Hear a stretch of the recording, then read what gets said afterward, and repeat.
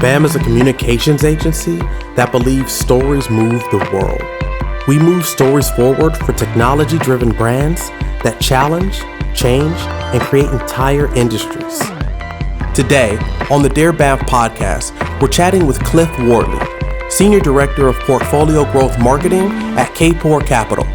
Cliff is a seasoned digital marketing executive with a demonstrated history of helping clients exceed their advertising goals and expand their social impact. He's skilled in all things digital, from developing strategies to helping advance client business goals to managing ad campaigns and content creation. Let's dive in. Hi, everyone. Welcome to Dear BAMf, the podcast for marketing and PR pros like yourselves. Man, we've been going long on season 1 here, and we have now the phenomenal Cliff, as you guys all heard in the intro there, on today's show. Cliff, welcome. Thank you for being here. Thank you. Excited to be here. Yes. He's been on a few podcasts, by the way, so adding to his resume here. Let's dive into the first question that we've got, Cliff. Here we go. Dear BAMf, my agency is always pushing me to get customer testimonials. I get why those are helpful, but I'm at a loss in how to actually approach the process. How do I approach customers without coming across as disingenuous? How should I best manage my and my agency's time in this process? You know how important testimonials can be, but what would you say, Cliff? Yes, I think testimonials are very powerful. Here's a few tips, I guess, when requesting them the right way. Don't really ask for a testimonial until you've actually provided some value. You want to get a good testimonial and you want to give them a reason to say, oh, yes, I'll definitely give you one. And then the other thing is ask immediately for it, right? Once they've consumed your product and they have a good experience, don't wait too long where they actually forget.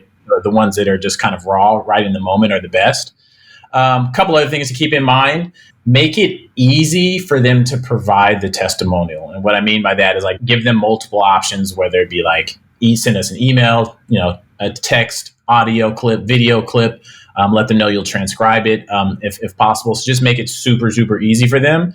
And then the other thing I've noticed is giving some sort of type of reward to customers who provide the testimonials. So maybe you feature them on the website, or they gives them exposure, or you can feature them on your social media channels, depending if your audience is pretty big. And then maybe give them a discount to your product if you can, for an exchange for a testimonial if you can afford it. And gift cards and stuff like that are always good.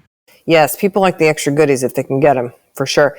The other thing too I'd add to this is usually, and we're all consumers here, when you are thrilled about a product or service, you are happy to be chatting about it because you're so enthralled by it. This is, people that are on the 9, 10 of the net promoter score level. You're not trying to get a testimonial out of someone who's at 5 or 6, for instance. So the best thing I'd say, just in suggestion of, because this person's talking about time and the management of that, is make sure you're only getting those people, because you're going to be pulling teeth trying to get to convert that 6 to say, oh, I used it, I like it. It's that's not a valuable testimonial. You need to somehow suss out who are your all-star people who are going to be gushing and delighted to chat with you and tell you this. And if not, then don't waste your time. Indeed. Yeah. If you can go after those 9s and 10s, yeah, that's the best way to go. Mm-hmm. The other thing too is this person's mentioning, okay, the agency. Yes, us being on the agency side, this is helpful. But even more perhaps helpful, just something to think about further. If someone's like, oh, I don't want to write up my paragraph or video thing, it's okay, well, hey, are you available for media interviews? How about that? How about if you had a chance to talk with someone at Bloomberg? Would that be of interest? Would you be ready to go? And now that is even typically more juicy than the testimonial. That's usually the static thing that sits on your website or whatever. I'm kind of over the written testimonial thing too, because it's flat. It just sits there and there it is. Whereas if you can get a bank of people who say, yeah, as soon as you have a media person on the hook, I'm there. I'm ready to talk. Put me on. Totally. Video's good too. I think if you can show somebody's emotion in their face, it's always more powerful than text and audio. And they've got a lot of different tools out there now to help you collect customer reviews. I know they wanted to know about how do you save time in collecting these. There's a couple of products. I think one is Boast.io. one, and I think the other one is True Review. Oh, there you go. Tools that you can use to actually just like send a customer like a landing page, and then they can go and fill out all the information, and they can decide whether they want to submit an audio or text version. So that way it's just easier to collect and standardize. You don't want to get a bunch of clips that are random. Exactly. Good. Okay, next question. Dear BAMf, I'm seeing a lot of our competitors update their website and marketing materials to include pictures that are more timely to right now, specifically around the pandemic and BLM movements. I have zero budget or capacity to do another photo shoot, but don't want to give off a vibe that we aren't supportive of health and or in support of ending systematic racism. Do I really need to do another photo shoot? Great question. I literally just went through this where we didn't have any time to do the photo shoot, right? And there's urgency. There's like so much urgency in this moment. Yeah. A few things you can do. One is like repurpose your current materials and like, put a graphical overlay on the photo just for like a different feel. And you can use tools like Canva or Adobe Spark to kind of help with the just ease of creating the graphics. And then the other thing is just like using free stock photos that are out there. I think there's pexels.com, unsplash.com, and Pixabay that give you all, free stock photos. The other thing specifically for the Black Lives Matter movement, make sure you use Black photographers or Black graphic designers. There you go. There's actually a really good tool, a website. It's called blackillustrators.com. It's created by a Black designer named John Saunders. It has like hundreds of diverse images for any type of online project. So definitely check that out when you get a chance. Great tools, Cliff. You have a plenty. I love it. For this person, they're asking, like, do I really need to do another shoot? No, you don't really need. You just want to solve this issue. And by the way, it's not like you're going to be doing a big group shot thing in this time because we're in the midst of everything. So those are just great other options. Yeah, totally. Yeah. And I mean, like everything is harder right now during COVID. One of the things I thought about immediately is like, I can't do video shoots anymore because, just it's not safe to be around people. Yeah. So you've got to get creative and just kind of use the tools that are at our disposal. Oh, speaking of, okay, full disclosure, client plug, but there's a company called Catch and Release, venture backed, and they facilitate the ability to get beautiful, amazing, high quality videography from all different artists around the world to solve exactly this problem. And their customers include car companies, Facebook, Google, who have made beautiful ads, but of course not jeopardizing the health right now because you're not shooting typically original content right now or scheduling and flying around your team. Like that's just not happening. So they suss out and get the licensing agreements and all that good stuff. So basically, I think here for this is like there are plenty of things out there that you can source on the internet and be in support of BLM specifically now without having to start from scratch, do a whole shoot, execute that, and so forth. 100%. Next question. Dear BAMf, my client is in the edtech space and has received a bad rap for shady online colleges, high interest rates, etc. They're an upstanding education program, but tuition is high. There's no brick and mortar campus, so it's not a good look. Even more critical now when even major institutions are going remote. How can I push them out of the negative impression of the entire industry and set them apart? Great question. Well, first, I think the education landscape is like changing and it's going to be redefined. And like, we literally have no idea what it's going to be redefined to. But change is always good. I always think about like my business school experience where like, would I go to school right now, paying, 6 figures for an education where I had to do it online? It's tough. It's a very, very tough decision, but I think they're in a good position now more than ever because everything is going online. So in terms of marketing, I would really look at comparing and contrasting the program versus like big university programs, right? Usually a lot of these programs are just a lot more efficient, right? The other thing is just getting customer feedback. I think, if, kind of like put the proof in the pudding, right? Like have your students talk about the product that they went through. Back to testimonials. Exactly. Let the students sell the university or the program for you. The other thing you can talk about is just like, what are the results, right? Like, what types of jobs do they get after going through your program? So focusing a lot on the results, because we know with like universities, it's like, there's no telling what job you'll get, right? Like, good luck. Mm-hmm. And then, just focus on your promise, right? And the other thing is, like, I would say, like, find a school that's like similar in your space that's killing it, and just copy their strategy and just tweak it for your audience, right? You don't have to always reinvent the wheel, see what other people are doing. So like, do the research, and I'm sure you'll find something. But I think this is actually a really good time. This is a very good time for them to take advantage. I totally agree with that. Yeah, to second your point, maybe do an audit, see what other people are doing, copy and adopt things. But you can also just get a pulse. Is no one else highlighting their students? Is no one else touting the jobs that they get afterwards, or the pathways they go, etc.? Another thing too, perhaps for this one, similar to the other question, is, hey, do you have anybody who's willing to talk to media? Who's like, you know what, I went through your program, now I work at Boeing, and it was because I was able to get this certificate, whatever it is. And yeah, I'd totally be happy to chat with someone that had a media opportunity. Again, not exactly an enterprise like maybe the first customer or the first question that we had, but you're building out a bank of people that can verify, vet, etc., and support you guys, if that's the case. We can't totally suss out from this question either that they say like has received a bad rap, so on and so forth. It's a little murky, this whole question, but get your supporters behind you. Yep. And I feel like this is a great time for media opportunities, just because the education landscape is changing, right? Hugely. Hugely. Take advantage. Yeah. And I don't know what percentage of like schools right now have like had in-campus instruction, but it's going to be a while. So take advantage of the moment, right? Mm-hmm. Agreed.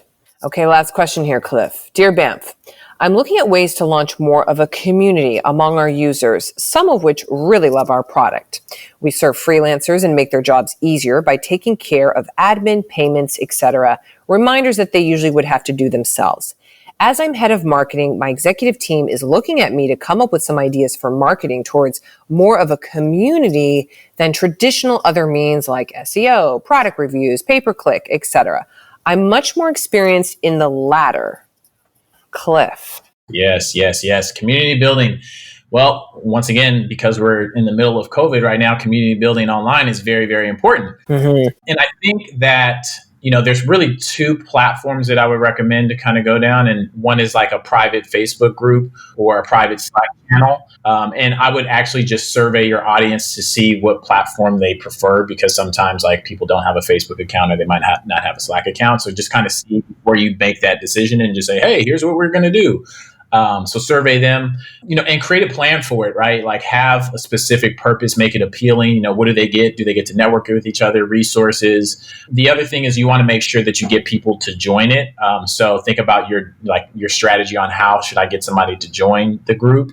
Have some kind of guidelines or rules, right? Mm-hmm. Make it a positive environment, no bullying.